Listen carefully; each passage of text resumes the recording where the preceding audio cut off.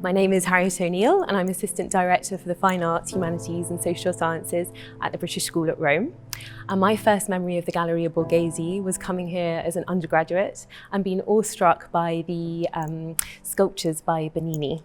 But it was only relatively recently, when I moved to Rome, that I managed to develop a relationship with the collection by visiting frequently and really inspecting the paintings and sculptures on display.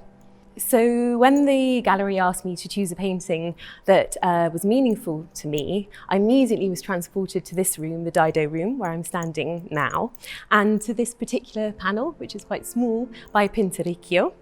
It was painted in 1473, we think, and when the artist was about 20 years old. Now, the name Pinturicchio literally translates as little painter and was the nickname adopted by the artist from Perugia, Bernardino di Betto. And we think that he adopted this nickname because he wasn't a very tall man. There are a number of panels signed by him, but this is not one of them. And this has led art historians to think that possibly it's by painters also represented in this room, which include Raphael and Perugino.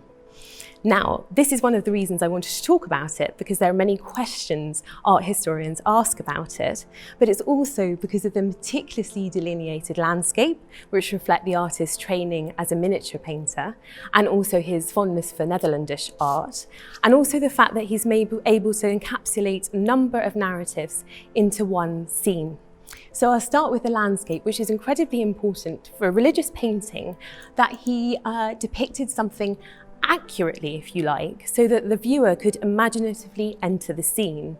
And this is vital because what we're seeing at the centre of the composition is a crucifixion. And Pinturicchio really wants us to empathise with Christ's suffering. And he does this by using beautiful highlights on Christ's body to show that he is emaciated, and of course the blood pouring from his wounds. And what interests me is that we're sort of seeing a double vision here. Because although we see the crucifixion, it's also a vision of St. Jerome, who is on the right-hand side of the painting. And he's here in his blue robes, and next to him is a cardinal's hat. And you might say that in St. Jerome's time, there were no cardinals, they hadn't been invented, but he did work for the papacy, so it's a reference to that. And also the fact that he translated the Bible from Greek into Latin. But here we see Jerome as a hermit. He went to the desert and renounced his possessions, and every time he had a sinful thought, he would beat himself with a stone till he was bleeding, and this again would engender a sympathy for Christ's suffering on the cross. Behind him, I love the detail that the little lion, his companion, because we're told that he removed a thorn from the lion's paw. On the left, across the river, we see St. Christopher, who was a 3rd century martyr. And his name literally translates as bearer of Christ. And we know from the Golden Legend from the 13th century that St. Christopher was a giant of a man who wanted to serve the most powerful king in the world, Christ. And he was told by a hermit, not St. Jerome, but it's significant that we have a hermit in this painting, that to do this, he should help pilgrims and travellers cross a very strong river. And this is what we see here. We're told that on one evening, in fact, that a child was borne across the water by St. Christopher, but he seemed to weigh more than a child should.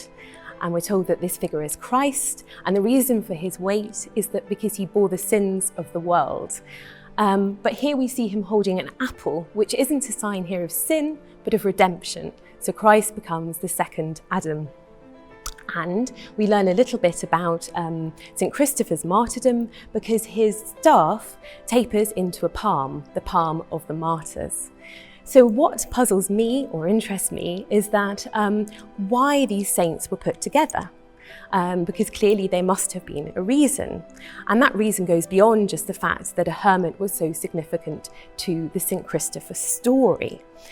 But in a way we're thwarted because we don't know who commissioned this work or even what type of object it was. We think that it was the central panel of an altarpiece used for private devotion, but we don't know what would have flanked it, and that might have teased out further elements of the narrative. If we knew who commissioned it, we'd also understand why they decided to focus on the St. Christopher. Some art historians think that it might have been a Franciscan confraternity who were particularly interested in St. Jerome because of their shared interest in self-flagellation to identify with Christ's suffering. But regardless, I think seeing it here in the context of the Dido room, but also in Rome, when you can step out into the city that Pinturicchio lived and worked in, and also see works by him in other contexts, such as the Borgia apartments in the Vatican, and also his work, which also include a St. Jerome in Santa Maria del Popolo.